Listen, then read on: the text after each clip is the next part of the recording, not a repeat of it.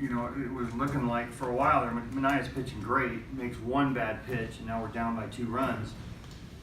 And it looks like, it's kind of feeling like one of these games we were playing where we're not taking advantage of, offensively of what we can do, going through a little rut, and then, then we got contributions from everybody. Our at-bats, like we've seen in the past, got better as the game went along and the tighter the game was, and later in the game, and that happened again today.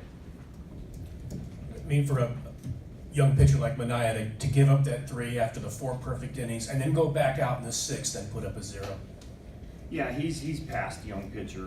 We lean on him pretty hard. That's part of the maturation process. He lets that go.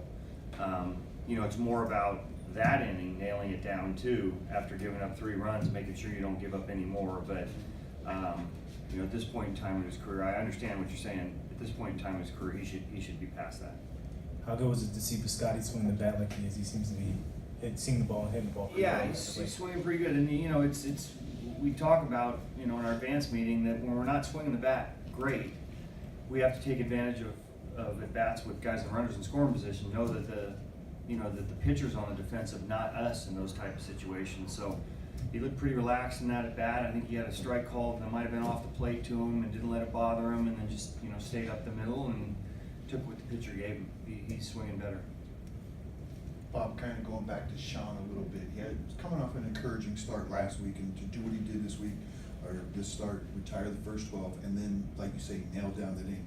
How important have these last 2 starts just been for him to get him back on track? Yeah, the season, there's ebbs and flows. I've said many times this season, and when you have that kind of an April and you don't follow it up, it kind of stays in there. You kind of doubt yourself a little bit, but all it takes for a guy of his caliber and talent level is to get a good outing or 2 under his belt, and then he's back to pitching, confidently. And when he's pitching confidently, he usually pitches games like that.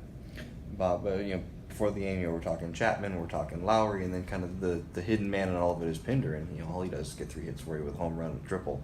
We'll talk about his contributions today. Yeah, Pin can be really productive, and when he gets on a roll, he's as productive as anybody we have.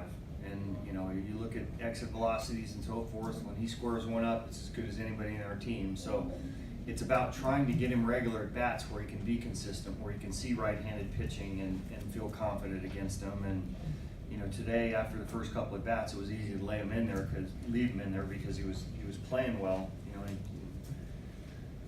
Had a nice day overall. So this can be a real productive player when he's feeling good and getting consistent at bats. You haven't been able to use those 3 bullpen guys in quite a while, with trying to just shaking off a little rust there. Yeah, that's the kind of the double-edged sword with a guy like him, is you want to make sure you use him in games that you need him, and certain times during the season when you use him a lot, he needs breaks, but how long is too long for a break? And maybe this time was a little bit too long. Was it 6 days or 5 or 6 days? And for a guy like him that the ball's moving all over the place. I know he throws bullpens and tries to stay current with what he's doing, but it's different when you get the adrenaline going into the game, and I was glad he was able to lock it down after that couple walks. Anything else?